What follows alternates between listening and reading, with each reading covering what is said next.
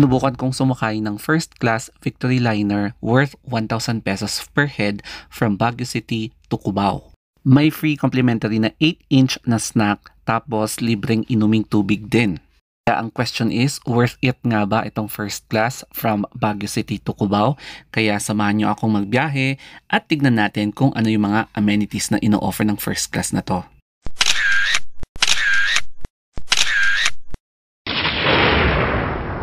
Nag-robot kami or nag-depart kami ng 4:30 AM kasi ang biyahe namin sa Victoryliner is from 5:15 AM hanggang 10 or 11 AM na makakarating sa Manila.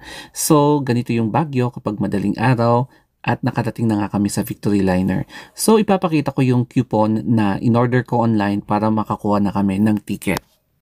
Gaya ng dati, punta kayo sa Victoryliner website. So, makikita nyo dito, one way. So, ang ginawa namin is from Baguio to Cubao. And then, departure, for example, 11, then search.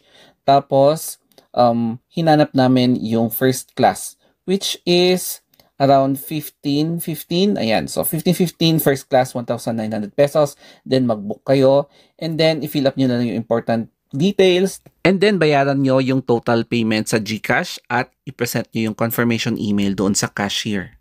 Then, bibigyan kayo ng ticket ng teller na yon at yung ticket na yon ay i-represent nyo doon sa bus na sasakyan nyo. So, inaantay ko yung ticket and then bababa na kami.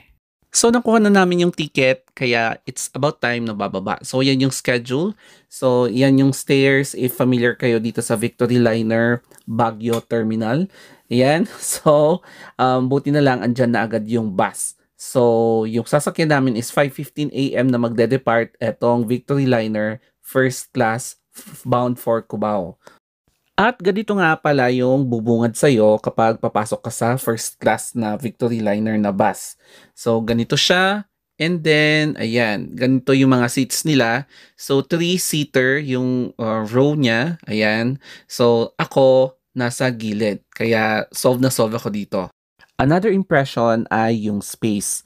Di hamak na mas malawak ito kaysa sa mga regular o kaya sa mga deluxe bus. So papakialaman na natin yung mga features. While waiting for the other passenger tsaka yung time na departure, yung isang staff ay nagbibigay ng ayuda. And ayun na nga, papalapit siya. So eto yung ibibigay na ayuda sa akin. So yan yung snack na bread. Since hindi pa ako kumain ng breakfast, tikman na natin itong mukhang 8-inch nilang snack. So, bubuksan na nga natin at wow, mukhang mataba at malaki. So,